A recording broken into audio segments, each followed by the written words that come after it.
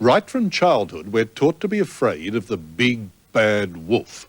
So it won't come as any great surprise when we tell you that in America, this animal has been shot and trapped to the edge of extinction. But the wolf is staging a comeback.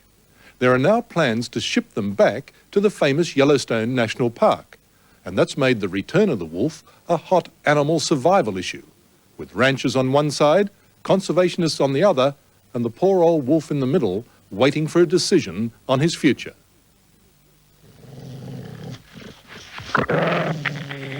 There's no doubt the wolf has a woeful reputation. And the propaganda starts at childhood. What's that? Naughty wolf. Yes, and the naughty wolf ate Little Red Riding Hood all up in one big mouthful. Pat it. Now, with that sort of conditioning, is it any wonder that the wolf has something of an image problem? There's not just Little Red Riding Hood either. You remember the big bad wolf that huffed and puffed and blew down the houses of the three little pigs before he ate them up? And then there's that metaphor we all use, a wolf in sheep's clothing. Well, that's an untrustworthy person. And to cry wolf, what's that? But to be deceitful. Now, does the wolf deserve this terrible image? The wolf is a beautiful animal, a social creature, highly social, and a hunter. And put these all together, and you have a magnificent animal that lives in the wilderness and in many ways is really the symbol of the wilderness. We call this a triggering transmitter. It's a computerized radio transmitter that will send the signal to the collar that this wolf below us is wearing. But through one of these television aerials? That's right. Right. And, it's not Dave Meach is called Mr. Wolf because nobody knows more about this animal than he does. And hit the collar on the wolf. Meach has worked with wolves for 27 years. And here on the US-Canadian border, he has whole packs of them wearing his high-tech electronic collars. We'll send that signal, and that means he knows where every one of them is every minute of the day. We hope the wolf stays there, but that means we got to get down there as fast as we can. Okay.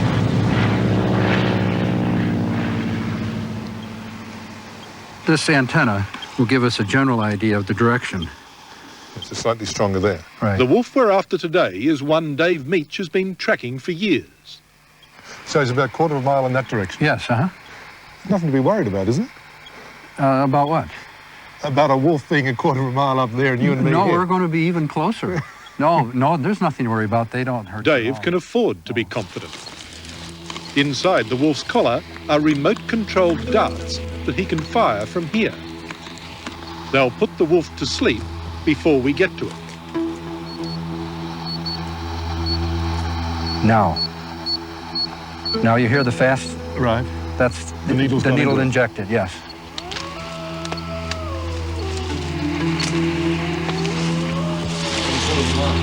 Yep.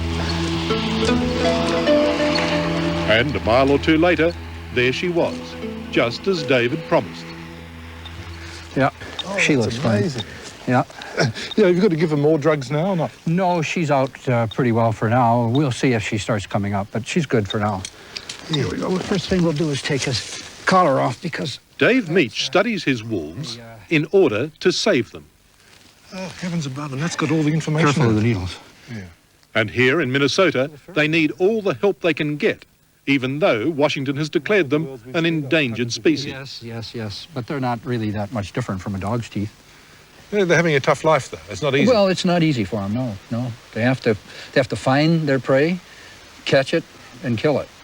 Tell me, have you ever known of a case where a wolf has attacked a human being? Not seriously. I've known of some that have sort of done some exploratory moves on humans, but never wounded them seriously or killed them or anything like that.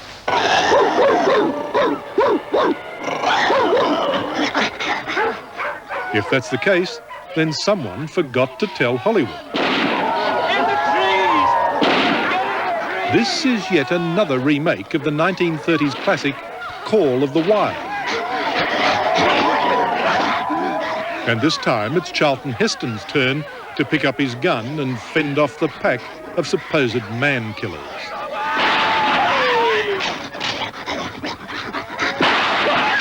they had to make a villain out of the wolf. And so they made this villain out of it, and we've had to live with that ever since. Are the wolves a real bad problem?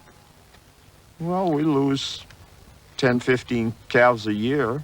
Some years a little more, some years a little less. It's getting worse. But it's getting worse. Clarence and Hazel Prem are country neighbours of Dave Meach.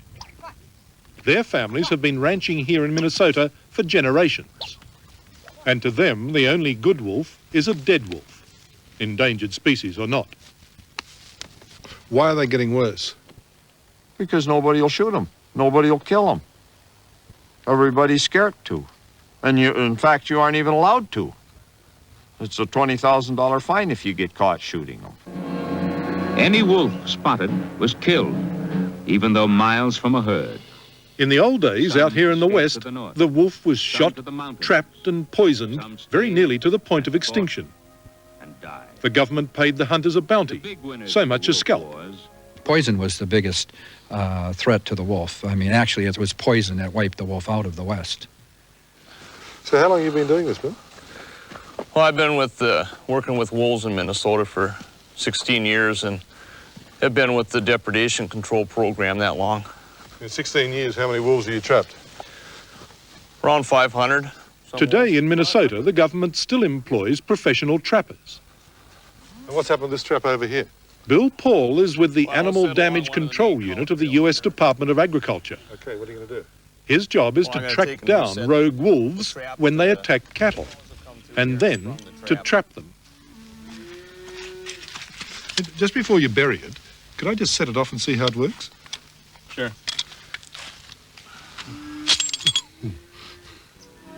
Too many animals have been found, their paws partly chewed through in desperate attempts to escape. Leg-hold traps are cruel, torturous instruments in which the trapped animal suffers in pain until he dies. Is trapping a cruel process in your view?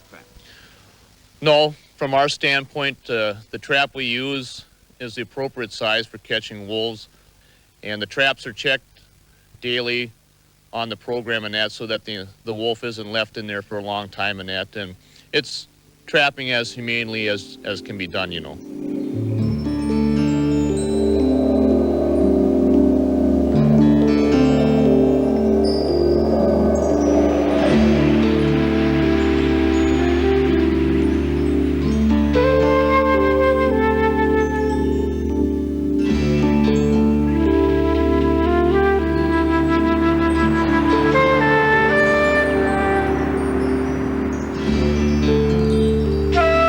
Yellowstone National Park occupies a very special place in the American psyche, a safety valve of the spirit, it's been described as. And once you've experienced this place, you sure know what they mean. It is magnificent.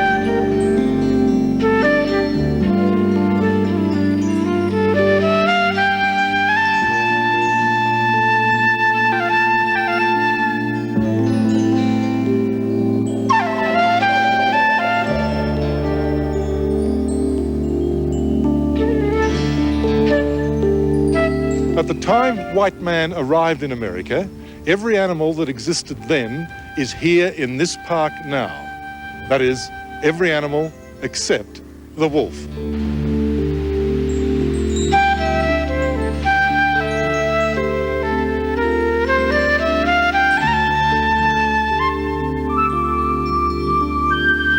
Not having wolves in Yellowstone is kind of like having a watch without a mainspring.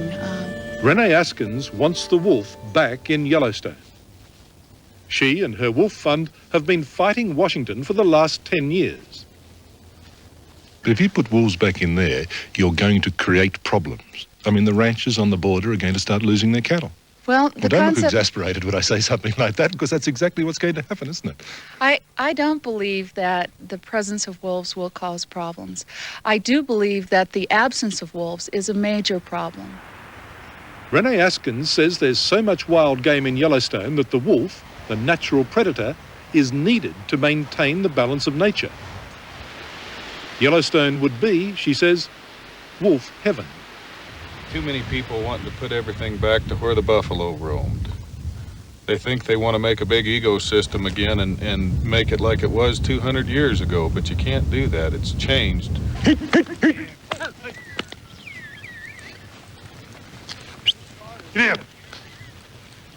These are classic Wyoming cowboys.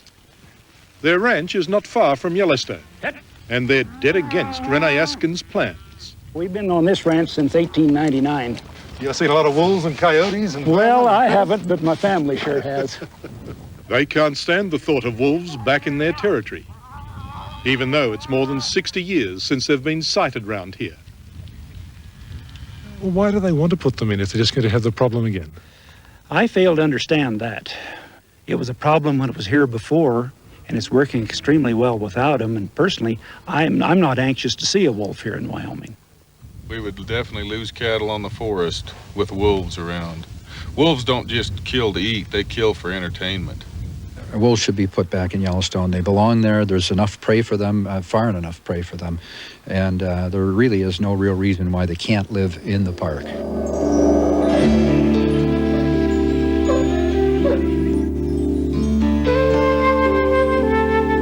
The future of the wolf is uncertain. It's now become a political battle, and cattlemen have plenty of political clout. For the moment, Washington just can't make up its mind whether to back the cowboys or heed the call from the wild. Wolves are going to be put in Yellowstone. They will arrive there on their own, or they will be reintroduced there. However, it may take up to 50 years to happen. He'll either thrive on wild game and stay away from the ranches, or he'll die off at the rancher's feet because they won't tolerate it, I'm sure. Or they'll give him a gun blast. Mm-hmm. I would if it was my cow or my horse that a wolf got. He'd be dead in a heartbeat. I wouldn't tolerate it.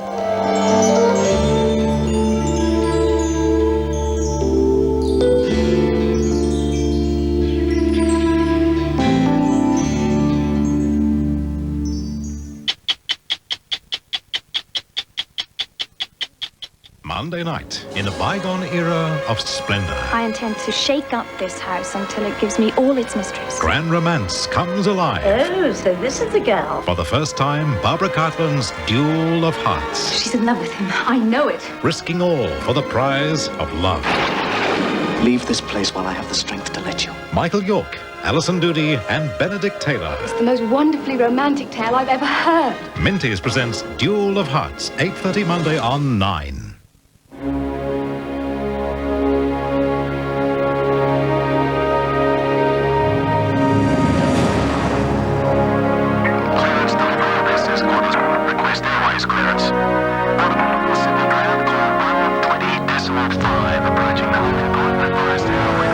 If you do a lot of work overseas, it makes sense to join the Qantas Frequent Flyer program. Because now you'll not only earn free air travel, you'll also get something no other airline can match.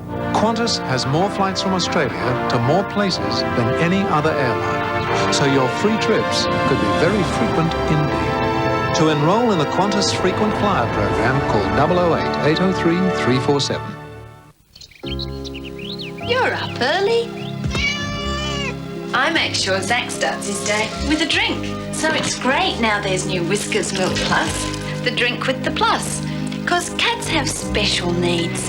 The plus means plus taurine, plus thiamine for good health, plus it's low in lactose. That's a big plus, because it means no upset tummy. He really loves it. Whiskers knows best. Put the plus in their day. New Whiskers Milk Plus. Julian DeSanti, master builder, values the magnificent homes he helps restore. He also values his MasterCard. We used to have a couple of cards. Now we only need one. MasterCard, we can use it anytime, anywhere. In fact, we find no card is more widely accepted. Beautiful. Master the moment with MasterCard. All right, you take care of yourself now. You're beautiful, yeah, bye. You know, these mobile phones work better here than they do in the States. I can talk all the way from Bundaberg to, Hobart. Yeah, that's right, without losing touch, not once. Over the same distance, say, L.A. to New York, this thing would be useless. Yeah, well, Telecom MobileNet has got more coverage than any network service in the world. MobileNet? Well, who developed this MobileNet service then? We did, Jackie. We did. Telecom MobileNet, Australia's own. To enroll in the Qantas Frequent Flyer program, call 008-803-347 right now. After all, when it comes to frequent flying, we go further. Last week, Mike Munro investigated a series of crimes committed by a man who, according to one expert, fitted the classic profile of a serial rapist murderer. Mike covered 4 cases where women had been viciously assaulted. In all of them, the man was charged. In all of them, he managed to walk free. I hate his guts. I wish he was dead. Is this the man? Yeah. Yeah, that's him. That's him. No doubt about it. Sick. What does he have to do to get put away? This story has once again proved that our legal system is geared to protect the criminal and punish the victim. And this, the injustice of this case clearly demonstrates that the law can undoubtedly be an ass. Then there was our story on American talkback radio host Rush Limbaugh. He's managed to attract 7 million listeners and almost as many opponents, from conservationists to feminists. And yet another exciting chapter of broadcast excellence in the can. Feminism was established so as to allow unattractive women easier access to the mainstream society. What a narrow-minded, chauvinistic, self-opinionated, arrogant, nauseating creature. I'll bet he doesn't make fat jokes. And this, he's wrong to say feminists don't have a sense of humour. Have you heard the one about how many men it takes to wallpaper a feminist's bedroom? Answer, it depends on how thinly you slice them. I reckon you'd only need 1 Limbaugh. That's your say. We'll be back with more after the break.